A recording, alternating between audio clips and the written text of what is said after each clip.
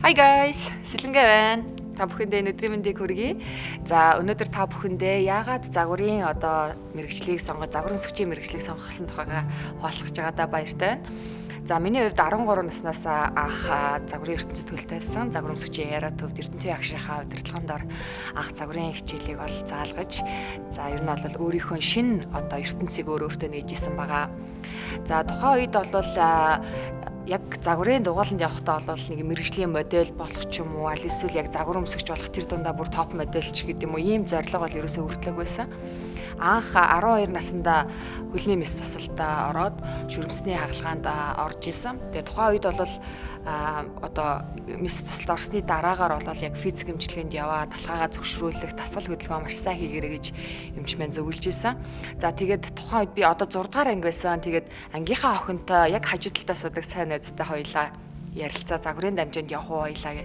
Тэгээ хоёлаа ярилцчаа. За тэгээ ахуйчилгээний ордонд байдаг тийшээ хоёлаа очиод бүртгүүлээ. Тэгээ би гэртээ орой хурж ирчээд ээжээ би ингээ загварын дамжинд явъя.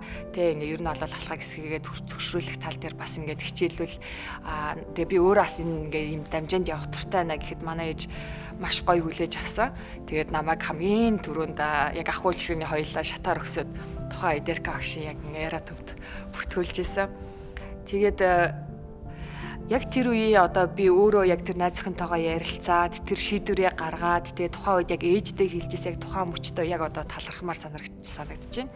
Яагаад гэвэл яг өөрөө хүүхд маань хүүхдүүдийн хувьд яг өсвөр насн дээр явж байгаа хүүхдүүд маань ялангуяа найзуудаасаа маш их ингэж нээлттэйгээр баг ээж авдаа ярихгүй зүйлээ хүртэл найзуудтайгаа нээлттэйгээр ярьдаг, баяртай, гонигтай бүх зүйлүүдээ хаалтгүйгээр ер нь бол хамгийн сайн найзтайгаа ярилцдаг. Тэгээд тухайн үед бол найзтайгаа ярилцжсэн энэ шийдвэрийг маань ээж аав маань бол хүлээж аваад маш гоё дэмжсэн.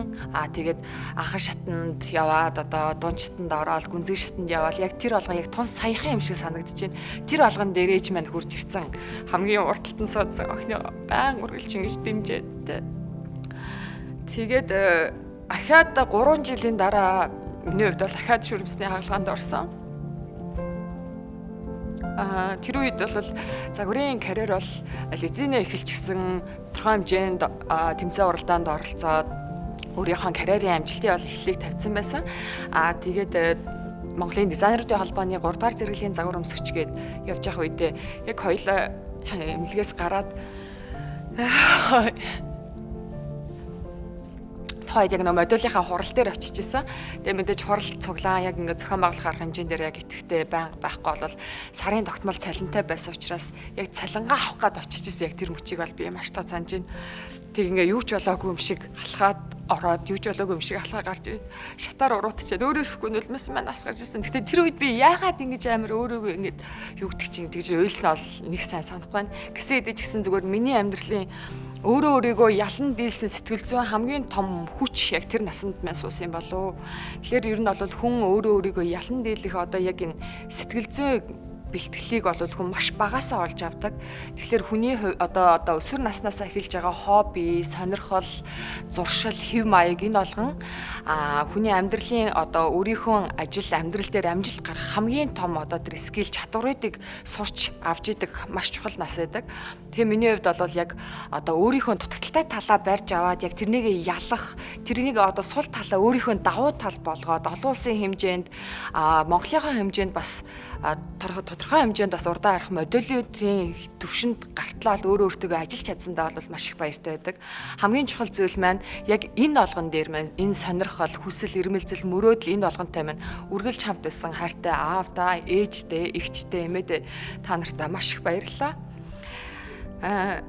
Тэгэхээр ээжүүдийн маань хувьд, аавдын маань хувьд хүүхдүүдийнхээ хүсэл сонирхлыг сонсдог байгаасаа, хамтдаа ярилцдаг байгаасаа эргүүлээд хүүхдүүд маань ээж аавдаа өөрийнхөө хэлхийг хүсэж байгаа, дотроо бодож байгаа, дотроо мөрөөдөж байгаа тэр хүсэл мөрөөдлөө айхгүйгээр ээж аавтайгаа хамгийн ойрын хүмүүстэйгээ нээлттэйгээр ярилцдаг байгаасаа. Тэгээд альва зүйлийг эхлэхээс өмнөх айдас бол маш том байдаг. Харин эхэлсний араас бол таны тэр айдас бол ор мөргөө алга болдог. Тийм учраас хамгийн том мөрөөдлөө дотроо зураглаад хамгийн том айдаснасаа хамгийн түрүүлж алхмаа хийгээрэй гэж дүүнэртээ хэлмээр байна. Хүүхдүүдэд ойлгоход танд ердөө ганц хором, ганц яриа, ганц асуулт хангалттай.